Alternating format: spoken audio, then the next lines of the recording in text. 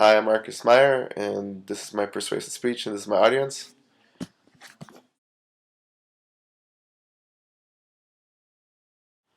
How many more years will Americans lose family members due to mass gun violence? How many more broken-hearted people will we have to see until gun laws are made stricter in the United States? In 2015, the mass shootings recorded were 372, killing 475 people and injuring 1,870. Between U.S. citizens and firearm activity, we saw a murder rate of 13,286 and the injury rate of 21,819. I chose this topic because we have a misunderstanding of what change means. America is not trying to abolish the Second Amendment. Good people should have the right and ownership to owning a gun to protect themselves and their family members. So those endangering the societies and the people around them should not have the right on getting a gun and should not even get close to getting their hands on a gun or a lethal weapon so we can reduce our fertility rate.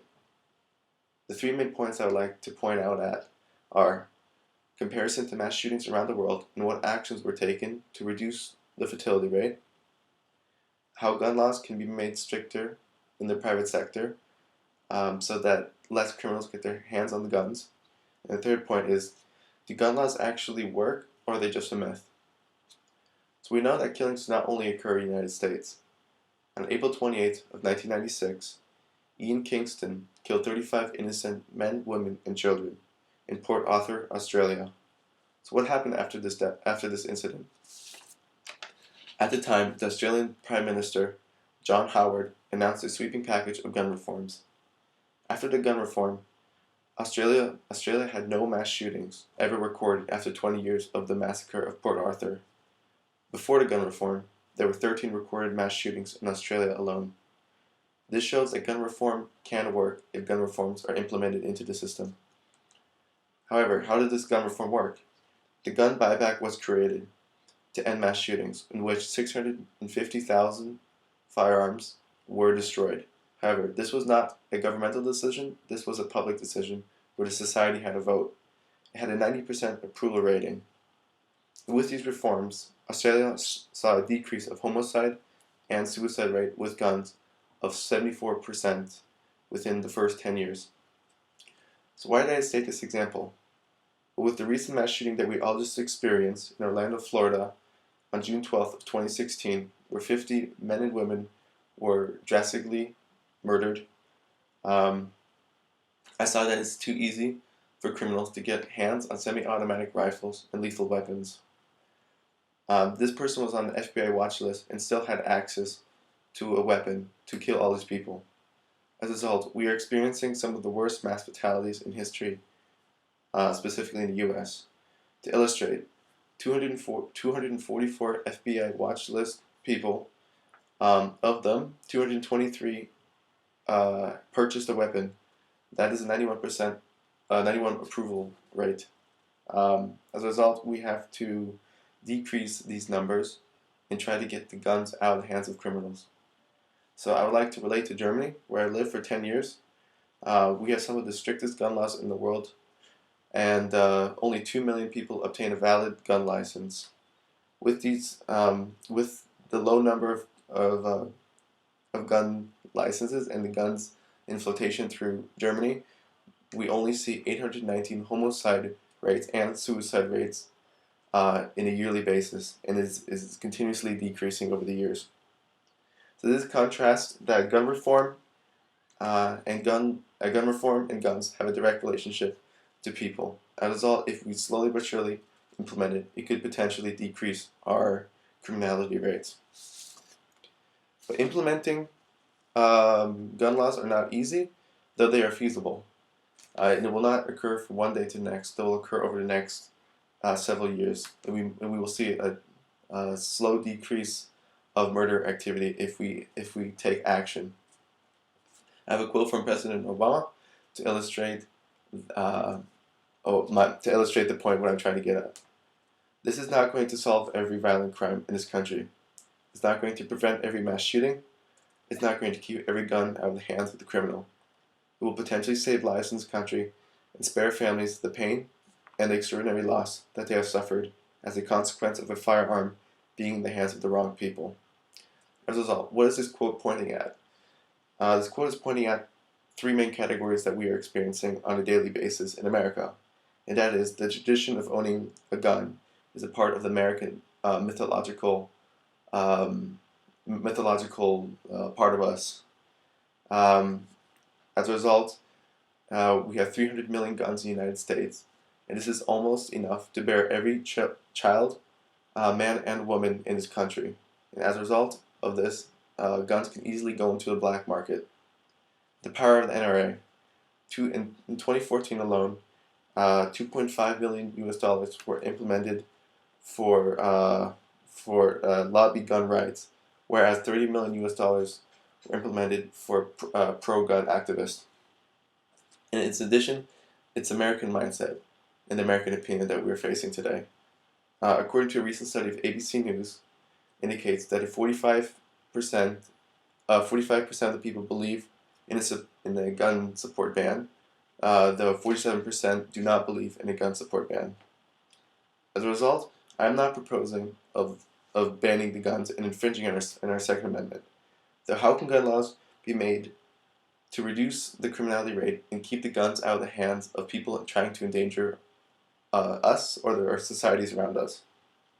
So my points would be having a stricter universal background checks. This is already popular in 18 states, which allow gun retailers to run backgrounds on all potential gun buyers. In addition, having heavy regulations on what type of guns are allowed to sell and what quantity of guns are allowed to sell. As a result, this could drastically decrease our mass shooting rate and also just the rate of shootings we see on a daily basis. In addition, having better medical care and support for psychiatric patients to prevent gun sales to intolerant people. As a result, if we do this, we could possibly see a decrease in criminality activities.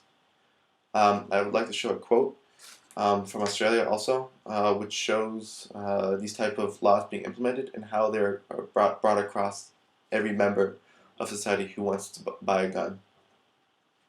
Gun ownership requires a license, and every sale is subject to a 28-day waiting period. The license process considers not only applicants' age and criminal convictions, but also a range of other factors relevant to the possession of a product.